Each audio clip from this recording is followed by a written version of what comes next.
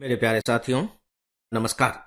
Friends, मुझे काफ़ी mail मिले जिसमें आप में से बहुतों ने रिक्वेस्ट किया कि नहीं, भारत और रूस के बीच अभी जो वार्ता हुई है, जो कुछ समझौते हुए हैं, उनके बारे में थोड़ी बहुत बातें कर ली जाएं। तो मैं आज अपने बात की शुरुआत इसी तथ्य से कर रहा हूं और इसके बाद फिर मैं आपको एक अस्थायी गरीबी क्या होती है, इसके बारे में कुछ बातें बताऊंगा।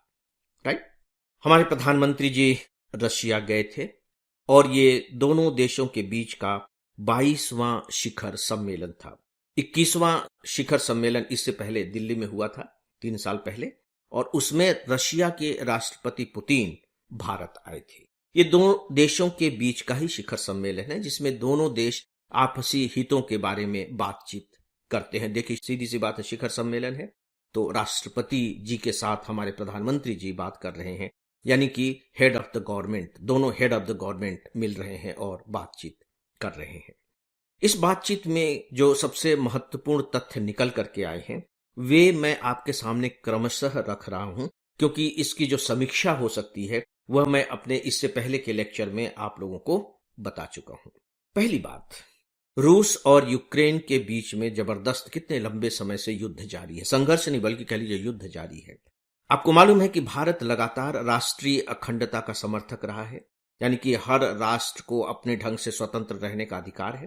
तो इस रूप में यूक्रेन को स्वतंत्र रहने का अधिकार है, लेकिन रशिया ने उस पर अटैक कर दिया है। तो ऐसी स्थिति में भारत ने बहुत अच्छा रास्ता अपनाया। भारत सीधे सीधे रशिया को आक्रमणकारी नहीं कहता है, सीधे सीधे अपराधी भी नहीं ठहराता है, क्योंकि वो हमारा मित्र है।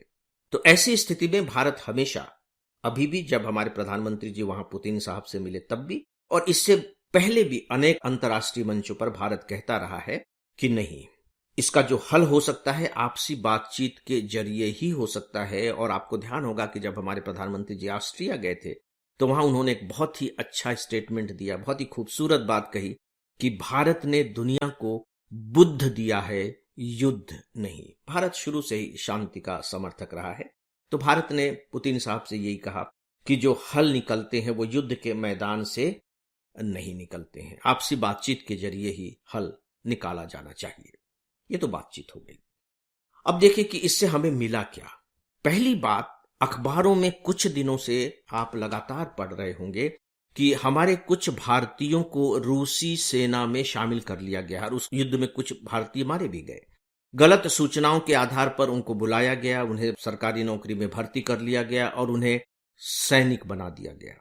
भारत के लिए सच पूछे तो ये एक दुखद स्थिति थी। तो ऐसे में बकायदे हमारे प्रधानमंत्री जी ने इस बात को पुतिन साहब के सामने उठाया और पुतिन साहब जी इससे बिल्कुल एग्री कर गए कि नहीं, जो भी भारतीय हैं उन्हें स्वदेश आने की अनुमति दी जाएगी। ये माना जाता है कि रूसी सेना में लगभग 40 भारतीय हैं, लगभग 40 भारतीय।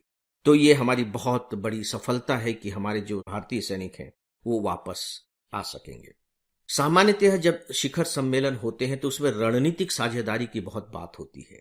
युद्ध संबंधी, शांति संबंधी, रणनीतिक साझेदारी संबंधी बातें ज्यादा होती हैं, क्योंकि आपको मालूम है कि रशिया से हम बहुत ज्यादा हथियार आमंत्रित करते हैं, उनके उपकरण आमंत्रित करते हैं। अब धीरे धीरे थोड़ी सी उसमें जरूर कमी आ रही है, लेकिन जो रशिया है हमारे लिए युद्ध सामग्री का सबसे बड़ा निर्यातक देश रहा है। और आज भी जो हमारे पास बहुत सी युद्धक सामग्री हैं, उनके जो उपकरण है रशिया से ही आते हैं, क्योंकि मूल सामग्री भी वहीं से आई थी, उपकरण भी रशिया से आते हैं। लेकिन बीच में उपकरणों के आयात में मुश्किलें आने लगी थी। हमारे प्रधानमंत्री जी ने यह भी बात उठाई और रशिया ने इंश्योर किया है कि नहीं, उपकरणों की सप्लाई यथावत अच्छे तरीके से की जाती रहेगी। स्टेटमेंट ये दिया गया कि इस बार की जो बातचीत रही उसका जो मूल एजेंडा था वो आर्थिक ज्यादा था, मतलब आर्थिक मुद्दों पर ज्यादा बातें हुई।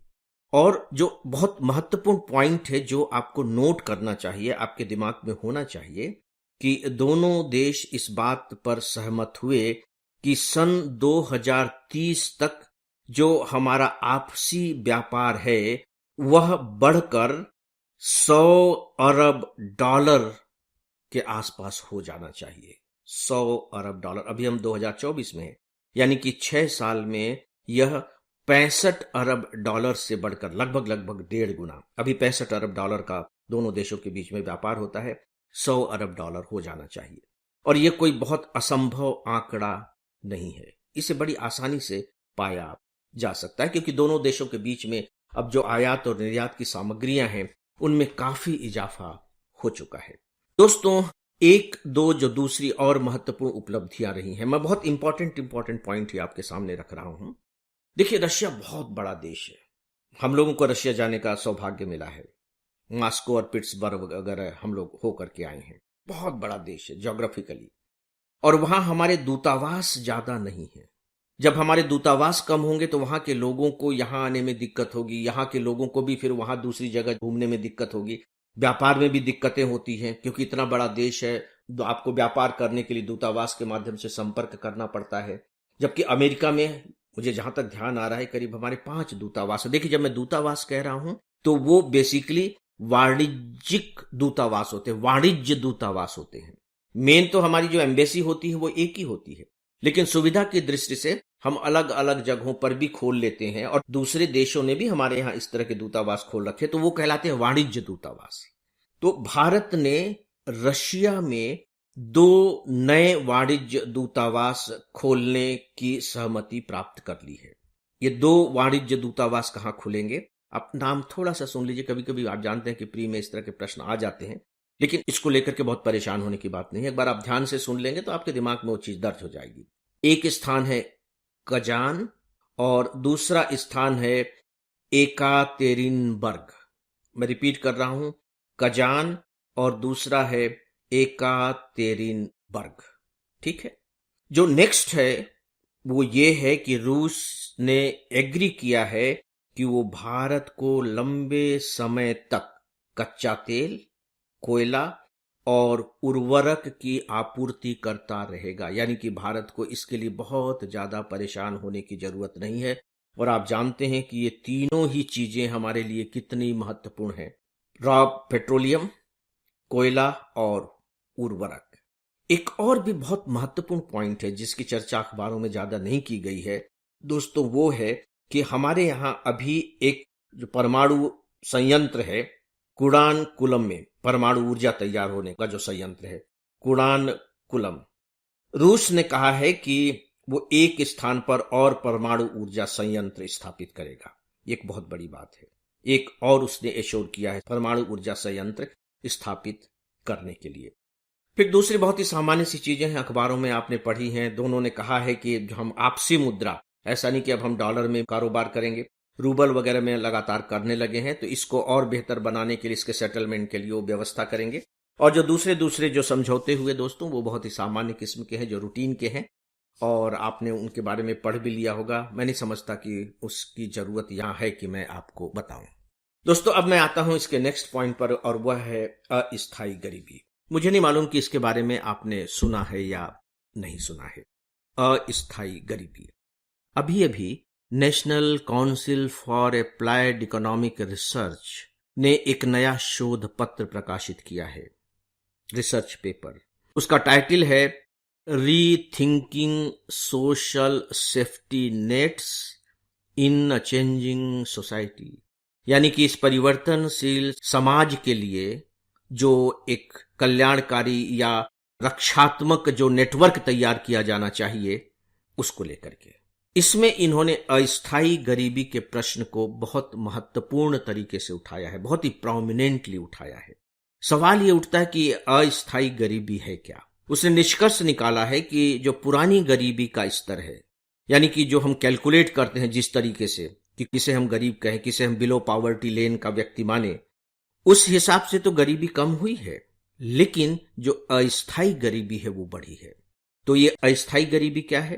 देखिए, बहुत ही सामान्य सी बात है कि पहले वे बहुत गरीब थे, मान लीजिए गरीबी रेखा के नीचे थे, इसके बाद फिर वो गरीबी रेखा के ऊपर आ गए, लेकिन बहुत ऊपर नहीं आए हैं, लेकिन कैलकुलेशन के आधार पर वो गरीबी रेखा के ऊपर आ गए। लेकिन फिर कुछ ऐसी घटना घटी कि फिर वो गरीबी रेखा के नीचे चले गए। फिर कुछ ऐसी पॉजिटिव घटना हुई कि फिर से ऊपर आ गए, और फिर कुछ ऐसी घटना हुई कि फिर से नीचे चले गए। तो ये है अस्थायी गरीबी, यानी कि ये परमानेंट गरीब नहीं बने रहते, लेकिन बीच बीच में गरीब हो जाते हैं। तो इस तरह के जो अस्थाई गरीब हैं उनकी संख्या काफी बढ़ी है। दोस्तों, मुझे लगता है कि अब आप अनुमान लगा सकते हैं कि जैसे मान लीजिए कि एक परिवार है, परिवार को ही हम लेकर के चलते हैं, वो गरीबी रेखा से ऊपर है। तो किन कारणों से वो गरीबी रेखा से नीचे चला जाता होगा, आप अनुमान लगा सकते हैं। प्राकृतिक आपदा आ गई, वहां के जो मुखिया हैं उनकी मृत्यु हो गई जिस पर परिवार पूरा आश्रित है, या यूं कह लीजिए कि श्रम करते थे अब वो काम बिल्कुल छूट गया, कुछ भी ऐसा हो सकता है। लोग बहुत ज्यादा बीमार पड़ गए। तो ये कुछ ऐसे रीजन होते हैं, कारण होते हैं जिसकी वजह से वो फिर से थोड़े समय के लिए गरीबी रेखा के नीचे चले जाते हैं, फिर से जोश आता है, काम करने लगते हैं, फिर से ऊपर आ जाते हैं और फिर नीचे चले जाते हैं। तो रिसर्च पेपर में यही बताया गया है कि जो अस्थायी गरीब हैं उनकी संख्या में काफी वृद्धि हुई है। तो दोस्तों, आज के इन दोनों विषयों के बारे में बस इतना ही, और इसी के साथ ही आज के इस डेली ऑडियो लेक्चर को अब यहीं समाप्त करता हूं। नमस्कार।